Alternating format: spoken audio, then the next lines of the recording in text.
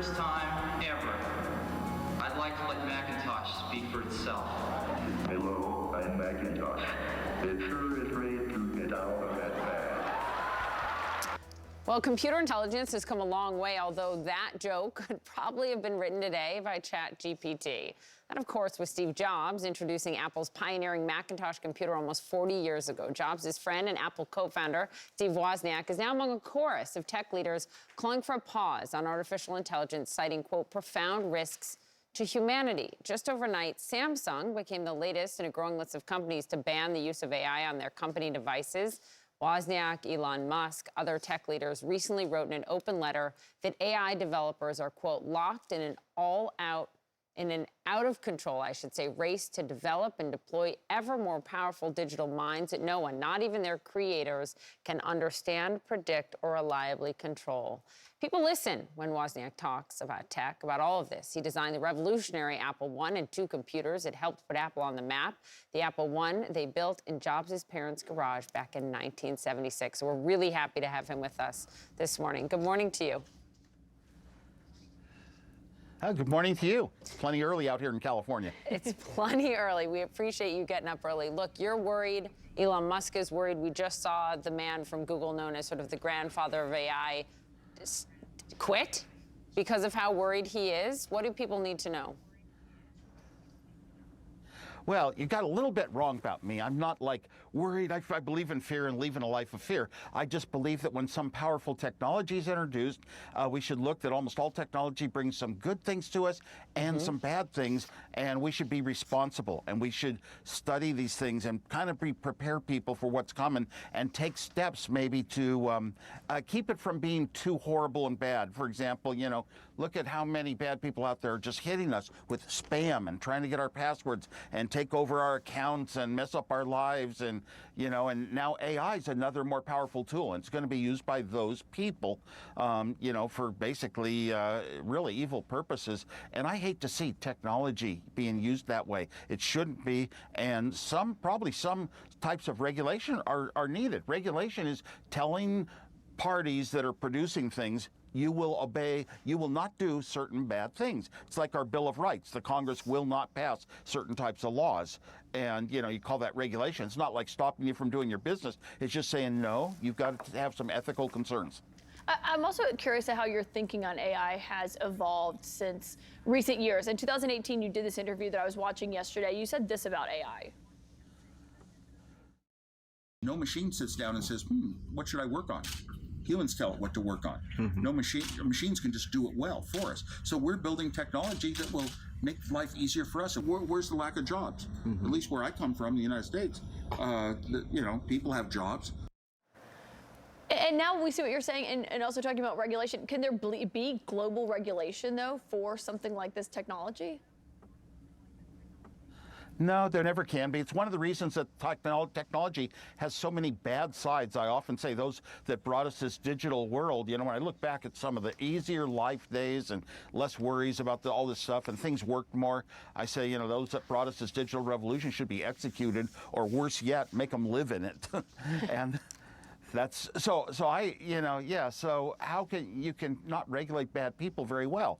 Could AI be employed to spot all these little tricky little worded spams that are, you know, trying to get your passwords and all that? Could they spot that? It's never being used that way. It's being used by people who want to make a name for themselves or make money for themselves, and that never quite goes as well as it should.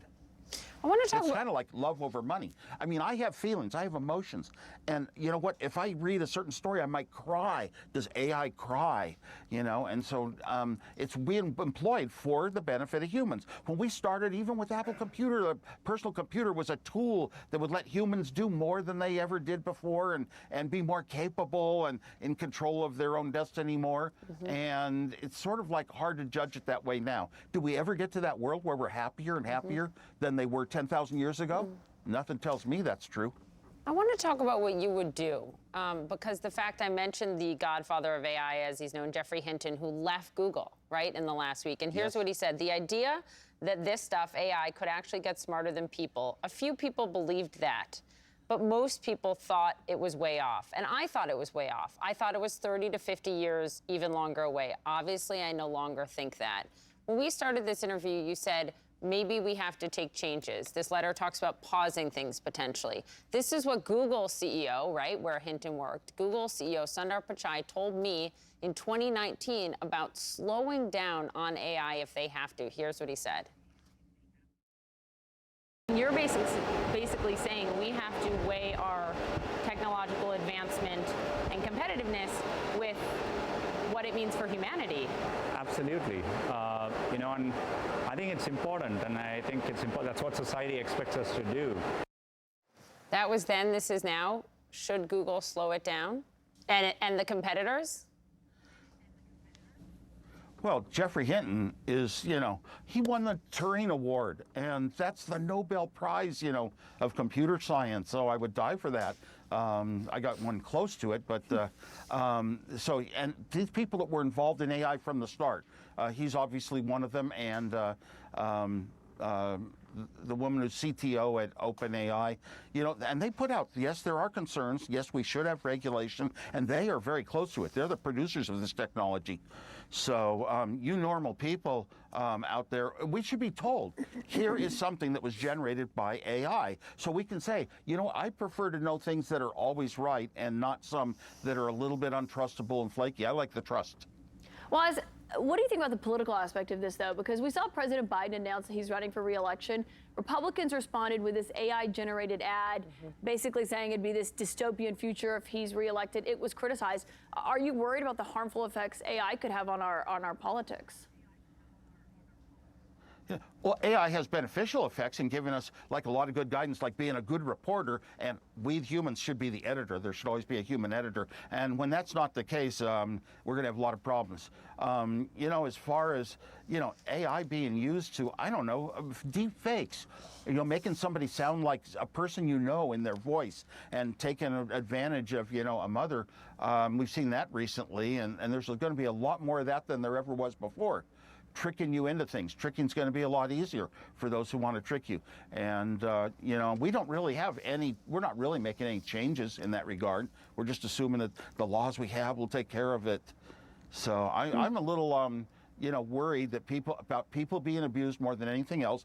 Fortunately, I'm not political, but yes, it could be used, AI could be used to kind of sway and make it seem like political truths are there. But people are very different, and AI tends to come out with a broadcast that sort of says, we're all the same. I am truth. I am, here is a very deep understanding of something. Well, you don't even know what I'm going to feel like eating tonight, And AI is just not like that. It just misses a lot of the emotional drive. A lot of the decisions we make have an emotional content, and AI will kind of act like, oh, here's a decision to make, and it's just kind of like monotone, sort of boring.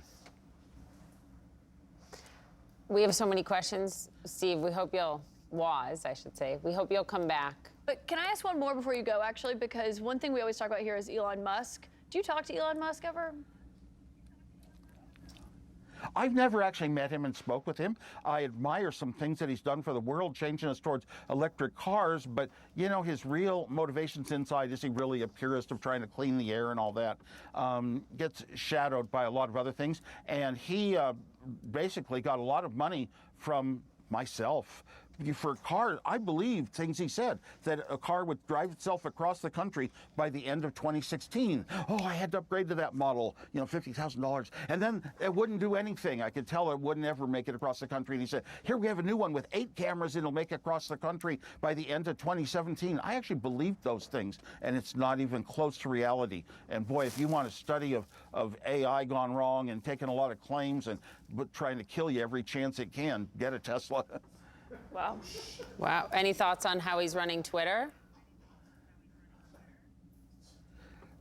Well, it's kind of bumbling. I can't say good or bad. I'm not really there. And Twitter, probably needs a lot of change and revamping in most people's eyes. So we'll see. I mean, Twitter's a social network, and I pretty much avoid the social networks. Just part of, I don't know, you can get so distorted and get in groups, and people are free to criticize everybody, and they're sort of anonymous, and they aren't judged. People can do illegal things very easily on YouTube or on Twitter, very illegal things. You point at it, and the companies won't do anything to even shut it down, other than you can report it, like you can report anything, and they'll take that one instance down, and another pops up like whack-a-mole. No, this whole, the way the social web works brought a lot of negatives. You can see that movie, The Social Dilemma, and it's full of a lot of negatives of how they treat the users and kind of meld them just to get more business. It's a really love versus money. Really important documentary you point to. Yeah, and we should note Tesla would probably dispute what you said about the cars. I know that you have expressed frustration before with what Elon had said the cars would be able to do, what their capability actually was. Fascinating conversation, Steve. We loved having you on, and we hope you come back, even though it is really early for you. Yeah, I'm any time zone for me. Okay, thank you.